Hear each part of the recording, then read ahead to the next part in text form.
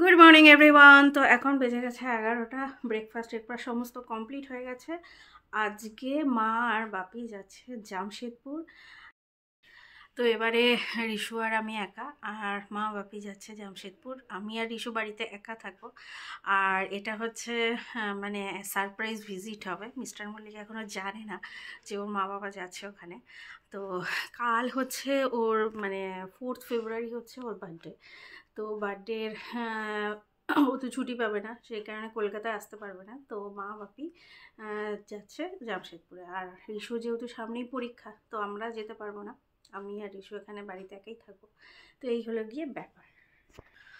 তো মা বাপি যাচ্ছে হচ্ছে বন্দে ভারতে, যেটা 4:45 হাওড়া থেকে ছাড়ে। হাওড়া টু টাটা না রাঁচি, যে বন্দে ভারতটা আছে সেটাতে যাবে। তো আমরা হচ্ছে ছাড়তে যাব, রিশু আর আমি যাব হাওড়াতে, তারপরে আমরা চলে আসব। আর সমস্ত তরকারি নিয়ে যাচ্ছে, মাছ টাছ নিয়ে যাচ্ছে।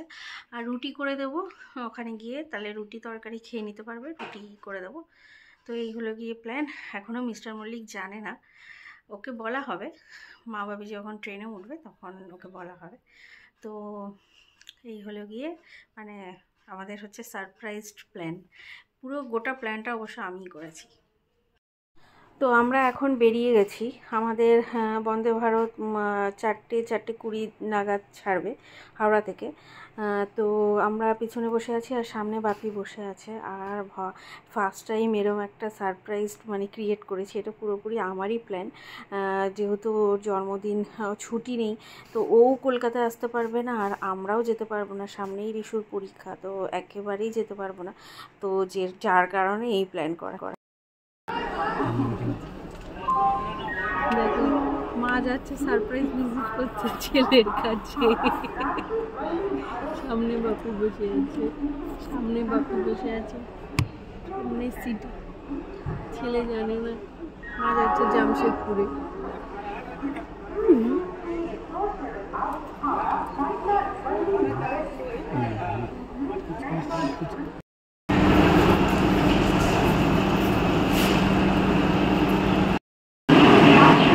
এই যে মাদের বন্দে ভারত দিয়ে দিয়েছে। এখন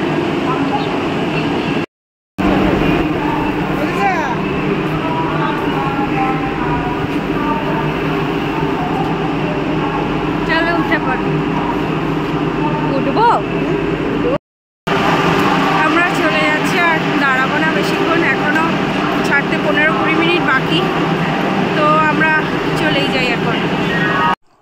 হয়ে গেছে মা বাপিদের ট্রেন, মানে কিছুক্ষণের মধ্যেই ছেড়ে দেবে। আর হাওড়া থেকে না বেরোনোর পথে এই রাস্তাটা আমার বেশ সুন্দর লাগে। দুপাশে কি সুন্দর গাছ দিয়ে ডেকোরেশন করেছে, দেখতে বেশ ভালো লাগে।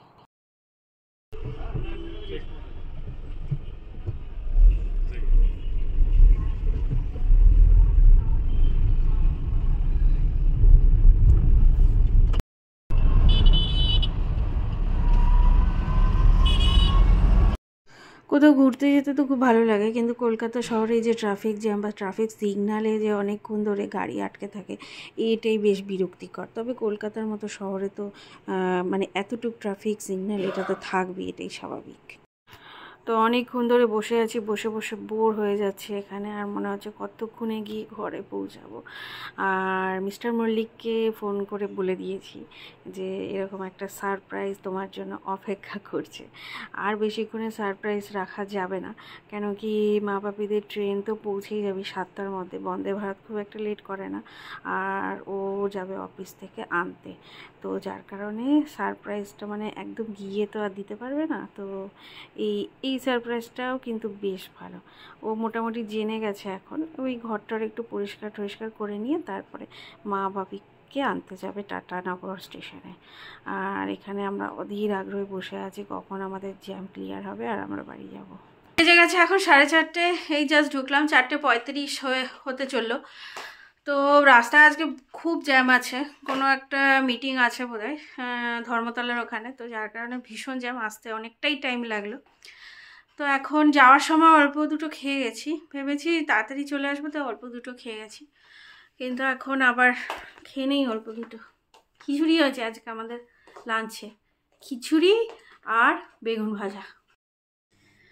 Good evening. তো এখন বেজে গেছে 7টা। অনেকক্ষণ শুয়েছিলাম, ঘুম হয়নি, তো শুয়ে ভাবছি কি সন্ধ্যার সময় খাওয়া যায় আর কি। আর আজকে যেহেতু ভেজ ডে, আজকে তো নিরামিষ, তো সেরকম বাইরে থেকে যে কিছু অর্ডার দিয়ে আনাবো সেটাও পসিবল না। তো হঠাৎ ভাবলাম এই যে কোরিয়ান নুডলসগুলো আছে, এই যে কোরিয়ান নুডলসগুলো আছে, এটা হচ্ছে ভেজই। তো এইগুলো নাকি খুব ঝাল ঝাল হয়, স্পাইসি হয়। তো দেখা যাক, খেয়ে 2 প্যাকেট এনেছিলাম, 2 প্যাকেট এখন করব, একটা রিশু আর একটা আমার। দেখি করে খেয়ে তারপরে তোমাদের রিভিউ দিচ্ছি। তো ম্যাগির যে নুডলসগুলো থাকে সেইগুলোর থেকে কিন্তু এই নুডলসগুলো দেখো একটু মোটা মোটা, বেশ মোটা মোটা আছে। আর এটার ম্যাগি কোম্পানি, কিন্তু কোরিয়ান নুডলস জানি না আমি এটা ইন্ডিয়ান মানে ইন্ডিয়াতে তৈরি কিনা। আর এর মধ্যে থেকে এই যে এইগুলো আসলো, আচ্ছা নুডলস সিজনিং অয়েল, এইগুলোতে ঝাল আছে কিনা জানি না। এই সব কিছু মশলা একবারে মিক্স করে দেওয়াতে এটা দেখো কীরকম লাল লাল হয়ে গেছে। আবার এটা খেতে পারবো তো শেষ পর্যন্ত? তো রেডি তো হয়ে গেছে আমার লাল লাল কোরিয়ান ম্যাগি।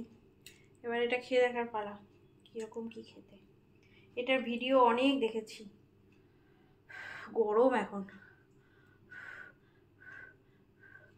পুরো লাল লাল হয়ে গেছে, মানে পুরো মানে লঙ্কার গুঁড়ো দেওয়া।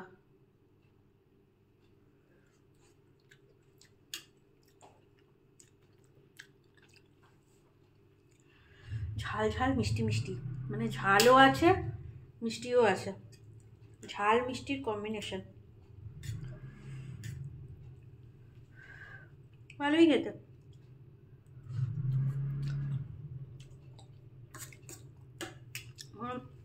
ঝালটাও অনুভব করতে পারছি, মিষ্টিটাও অনুভব করতে পারছি, ভালোই খেতে, খারাপ না।